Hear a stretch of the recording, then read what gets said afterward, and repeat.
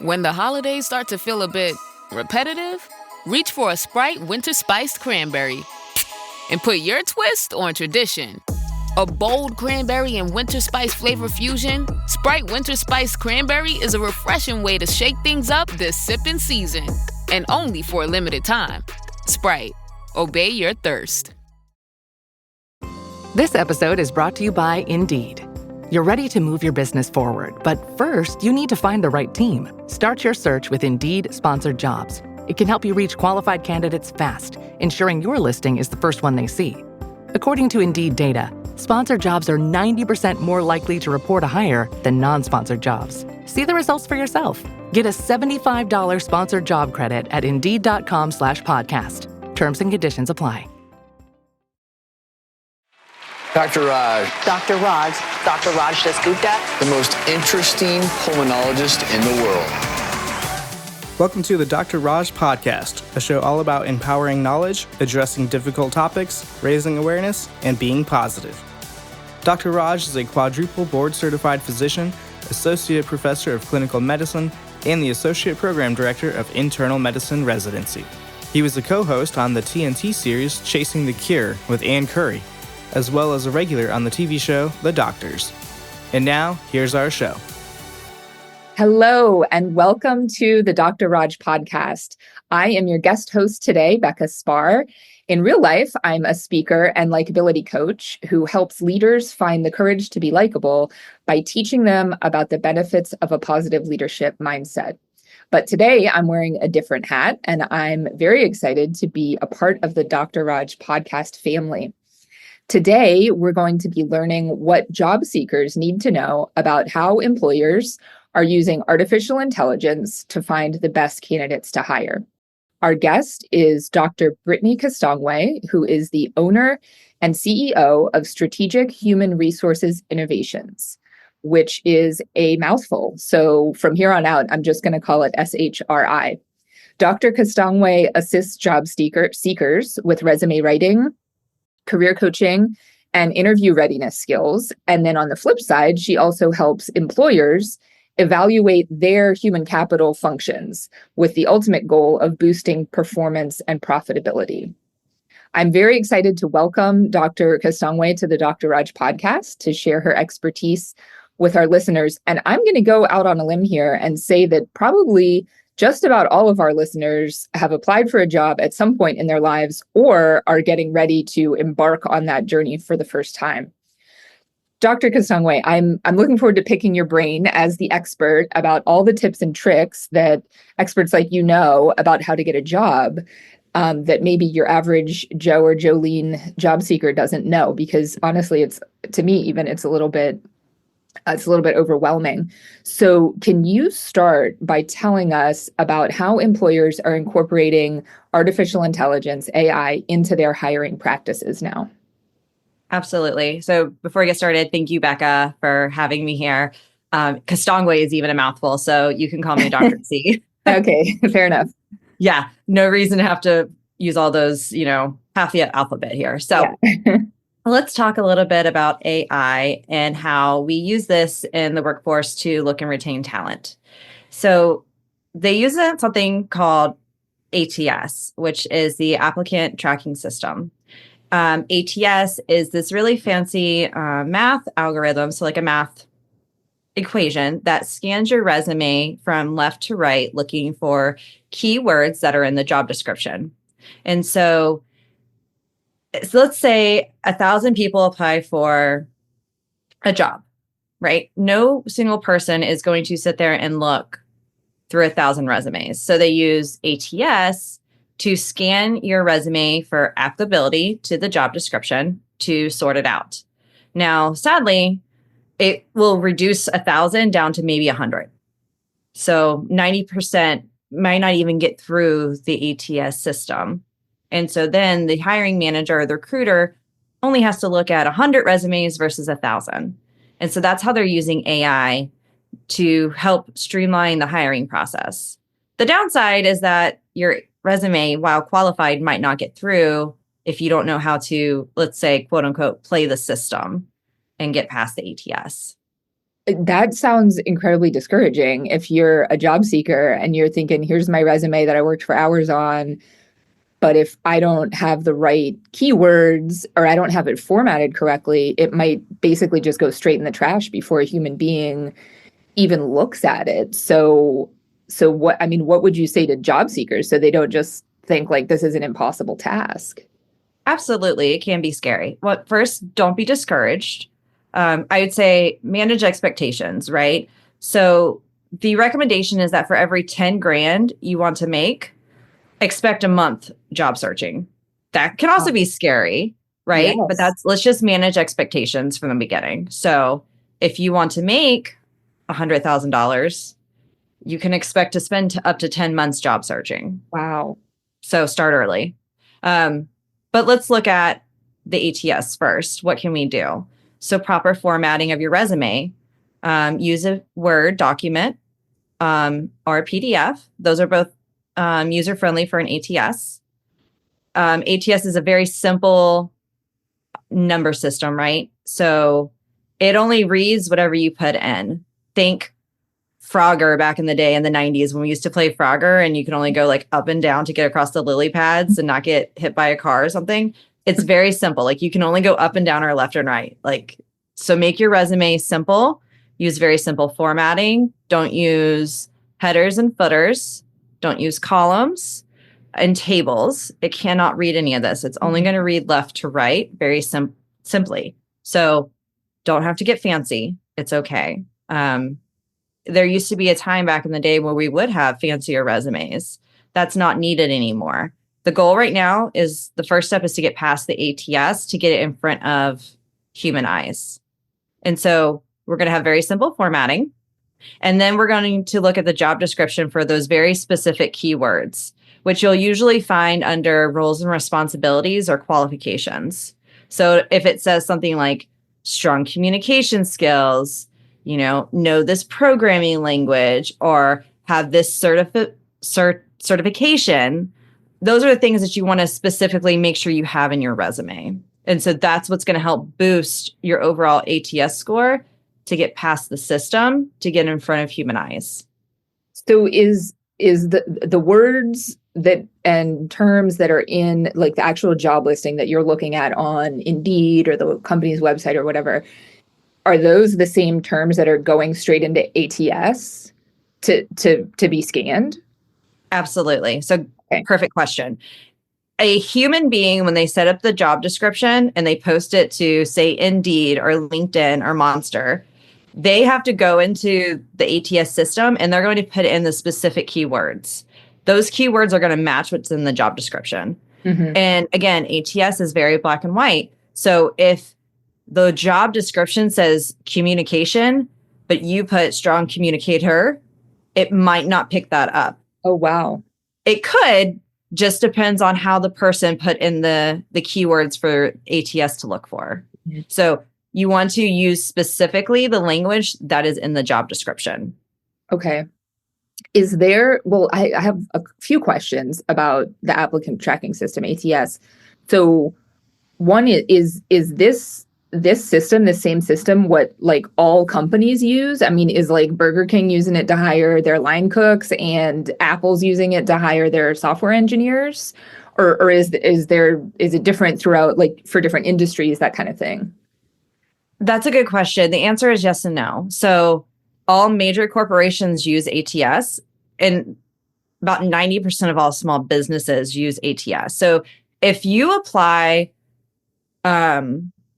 through LinkedIn or you apply through Indeed or any popular job application site, or even if you go directly to an organization, say I go to Burger King and I apply and it brings up another third party called like Workaday, that's also ATS. Okay. So unless you are applying directly to a business where you're going into like a mom and pop store and you're handing them your resume or you're emailing your resume somewhere, which is extremely unlikely in today's modern society, you can expect there to be some type of ATS platform that's scanning it.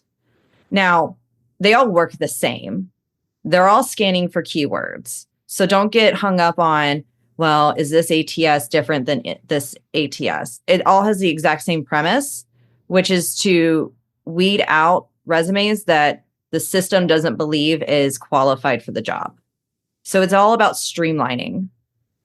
Okay, so I think that kind of definitely answers my question about like who's using this, but I guess so I think what you're telling me is there are probably a handful of different like softwares that use an applicant tracking system to scan resumes with this with the keywords and that kind of thing. Yes. Does that sound right? Yeah. Okay. Exactly. But so how is there like a back way into this? Like, are only HR hiring managers looking at the software that uses ATS, or like, can anybody on the internet get into this and look at what the right keywords are? Another amazing question. The short answer is the only person who created the job description or has access is going to know exactly what those keywords are. Okay. The good thing is that there are websites out there free and paid for. And then there's coaching executives like me who work hand in hand with ATS systems to try to drill down to identify what those ATS keywords are. Now, we're never going to know 100% what they are, but we can get really close. And that's why the rule of thumb is to look for 75% or higher keyword to job description on your resume. So that ratio is we're looking for a 75% or higher match. Introducing Meta Ray-Ban Display, the world's most advanced AI glasses. With a full color display built into the lens of the glasses, it's there when you need it and gone when you don't. Send and receive messages, translate or caption live conversations, collaborate with Meta AI, and more. Be one of the first to try Meta Ray-Ban Display. Visit meta.com/Meta Ray-Ban Display to book a demo and find your pair. Oh, Hilton stay, oh, Hilton stay. Your beds are soft and cozy. No lumpy couch, no stiff futon, no shower line at crack of dawn. Oh, Hilton stay, a holiday you're saving. When you want holiday comfort you can count on, it matters where you stay. This season, enjoy spacious, comfortable rooms and friendly service when you book with Hilton instead. Hilton for the stay. So if there's 10 keywords that we identified on the job description, you want 75% of those or higher to be exact on your resume. Okay. Now, you don't want to lie, of course. Do not ever lie, because that's going to come out later and that's not going to look good for you. Mm-hmm. Be honest. But if you have these skills, just make sure you put them exact on your resume. And it definitely helps to list them a couple different times. Okay. So without being too repetitive, the more that it's on there, the higher likelihood there is that ATS is going to pick up on it and say like, yes, this is one that we're going to let through the gate to eventually get to a person to look at. Yes, exactly. Okay. So let's just use a very basic example. If a job description lists problem solving, right? You can list problem solving in your profile statement. And then you can use problem solving a couple different times throughout your work bullets. So there's ways that you can use these keywords a couple different times without making it seem over the top. Okay. And that's where maybe you might employ somebody like you, like a career coach who can help with resume writing to say like, okay, here's the resume I came up with based on the tips that I heard Dr. C say on the Dr. Raj podcast, but I need to get it like to the finish line. So can you help me refine it? Absolutely. Yep. So people like me, we have access to paid versions of ATS. And so what we do is we'll take the job description and your resume and we'll upload it into an ATS scanner. And then that's how we can get you over that 75%. Now, I say 75% or higher. The hiring manager can also go in and make it more restrictive. Mm-hmm. And that's why I always say we do our best to get you across that finish line, to get you in front of a set of human eyes. Most industries set the line at 75%. I have heard of a few organizations that do 90%, but those are all going to be individually based. Definitely strive for that 75%. You're looking at 3/4 satisfaction rate. That's really good passability. Yeah. Good rule of thumb. Mm-hmm. Okay, but so let's say, I mean, I'm looking for a job, right? So maybe I don't have a ton of money to be throwing at this problem. So what about like, if I'm not at the point where I'm ready to go to a career coach or I can't afford it or whatever, there's got to be some kind of like free resources on the web that exist already that I as like a regular old job seeker can use to my advantage. And probably a lot of them are actually AI based. Can you tell me about what's out there? Yeah. So definitely not branded by them by any means, but I really like JobScan. They have the paid version, which is much better and obviously much more robust, but they do offer free services where you can get limited scans per month. So if you are limited on funds, you have that. And then there's other AI options, ChatGPT being one, DeepSeek being another. And so these are artificial intelligence, websites that go and pull directly from the World Wide Web. And so they're pulling from the web and they're gathering this information and bringing it back to you in hopes that they will help make your resume more competitive, more streamlined, more concise. And those are tools that can help you tweak your resume to fit a job description. So you can do something very similar. You can go to ChatGPT and say, hey, this is the job description, modify my profile statement or modify my work bullets to mirror the qualifications of this job description. And it will help. It's not going to give you a ATS or an applicant tracking system scan result like I would get out of JobScan. So you're not going to know if you're at that 75% or better, but it will help mirror some of those things. And so ChatGPT, you can also go back and say, hey, refine this or add this and keep tweaking it and working with it. And so those are a couple of free options that you can do if you are a job seeker, because money can be tight and resume writing can be hard. So those are options that are available. Okay, so if I'm thinking like, okay, I need a job and I'm going to use some of these free resources, like what can you kind of take me through like chronologically which ones I would use? Because it sounds like you probably don't want to do JobScan until a little bit later once you have a resume put together. What would your advice be on like which ones to use in what order? Yeah. So if I was Brittany and I just graduated from college, or I'm fresh out of high school and I'm looking for a job, or I'm in my 40s and I'm going back to work for the first time, right? And I don't have a resume. I would pull up and find the job description that I want to apply for. I would go to JobScan and download a free template that I know is ATS, applicant ready, friendly. And so those templates, they're not going to be flashy, but they're going to give you something to start with. And then, starting off with those templates, that the ATS can scan it, which is the very first thing. You want to make sure it's readable to the applicant tracking system. Mm-hmm. I would go in, modify it, put in all my information. Then I would go and use ChatGPT and say, hey, look at my resume, look at this job description, then help me match it up. Obviously, anything AI-based is going to have limitations. So whatever whatever ChatGPT does to modify it, make sure it still represents you and make sure it reads the way you would write it or say it, because it still has to represent you. Sure. Don't just cut it and paste it straight out of there. You want to take a look and make sure it's accurate and the right like tone and all of that. Yes. People are smart and people can see if this is like, that doesn't sound like a human, or that doesn't sound like this skill level wrote this. Right. I even have to do it for my own writing. So it's not perfect.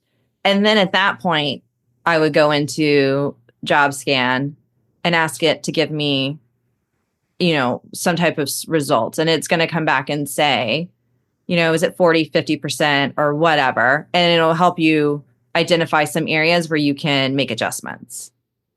Okay, that makes a lot of sense. So if we're still thinking back toward like somebody who's just starting this journey, whether they're like fresh out of school or they're coming back into the workforce or they're completely changing careers, what like I'm trying to think about how to say this. Like, there's a lot of terms, I guess, in the HR community, in like career coaching, all of that. So one thing that I've kind of never completely figured out, and that I think some young people may also be confused about, is like, what's the difference between a resume and a CV, a curriculum vitae? Is that, I don't even know how to say it. I never know how to say it.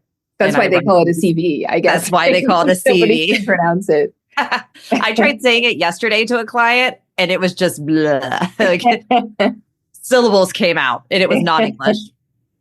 Okay. So very good. I get this all the time. Because even the client I was working with yesterday was like, I don't know what a CV is. And I was like, don't worry, you don't need one. Because he didn't. And it was cool. A resume is a very traditional resume that we are very used to seeing. It is usually reverse chronological from newest to oldest. So whatever you have most recently accomplished all the way to your oldest. And a resume goes back 10 years. Now, for a CV is something that we traditionally see teachers use, professors, students who are applying for graduate school or higher level education will sometimes be required to submit a CV. CVs are really good for people who do a lot of public speaking, a lot of research, who have different projects.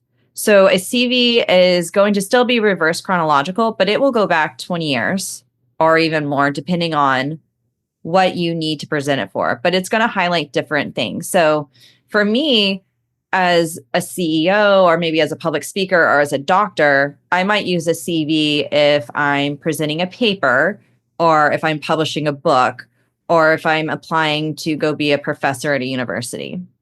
Now, again, as a CEO, if I'm applying for a job and I want an executive position somewhere, I'm going to submit a resume. Okay. So if I'm fresh out of school or making a job change, I'm going to submit a resume. Okay. If I'm trying to apply for graduate school, I'm going to probably use a CV. That makes sense. And I would imagine sometimes the job description will actually say which one they prefer. Is that a right assumption? Absolutely. Especially if you're applying for a teaching position or graduate school, it will tell you the type of resume that they want. And so CVs are not very common in the general sphere of corporate. Mm-hmm. And so it will say resume. Okay. And then what about the cover letter? How does that fit into everything? Love a cover letter. A cover letter gives you the ability to talk about yourself.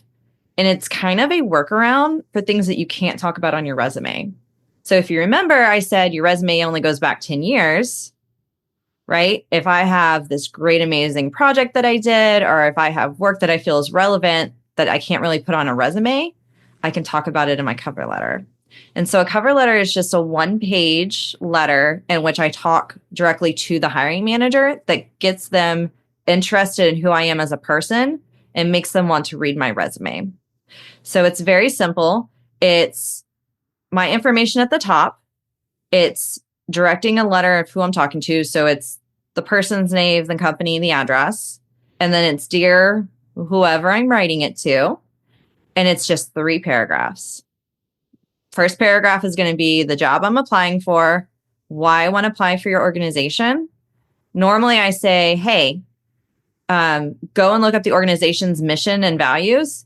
And then in that first paragraph, tell them why you want this job based on those mission and values. Good tip. So if they're family first, I want to put family first organization.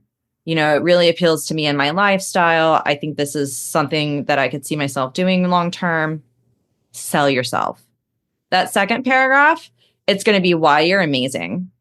And any relevant information you have that you can't put on your resume, you want to put that in your second paragraph. And then your third paragraph is just going to be closing everything out. You're going to reiterate the job, why you're amazing, why they should hire you, and your contact information. And then you're just going to put, look forward to talking with you. Sincerely, Dr. C, first, last name, and then close it out. Just one page. Very simple, to the point, but make it smell like make it sound like you smell like roses. Like they want to talk to you. I think that's the hardest thing for people though, because a lot of people are uncomfortable sort of like bragging about themselves, but you're saying like you kind of have to be your own cheerleader in the cover letter to say like, this is why I'm so great. Yeah, absolutely. I have this conversation with clients all the time because a cover letter is daunting in the sense that nobody knows how to really talk about themselves, right? Yeah. Nobody sits around and goes, ooh, if I was asked this question, how would I answer it? It's like giving a fun fact about yourself in front of a crowd of people. Uncomfortable. It's scary. Yes. Yeah.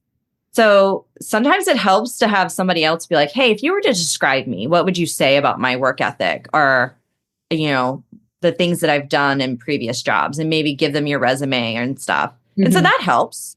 Career coaches are great because we see you from an unbiased perspective. And so we're going to say, oh yeah, so-and-so did this. Sometimes I ask my clients to describe themselves in 3 words. That in itself is very difficult, but it gives a good insight into who they think they are as a person. Mm-hmm. So yeah, definitely. My big tip is definitely have someone else describe you and then use that and get out of your head too, because you are an amazing person and it's okay to write that on paper. Yeah. Plus it also, I think, gives a feeling that like you're confident, which is usually a good thing that employers are looking for. You're articulate because you can take these thoughts and put them into, this letter. So yeah, what a great opportunity to kind of advocate for yourself and include some of the things that isn't on the resume, but like are still important to that you want the employer to know about you. Once you get it past ATS using your tips and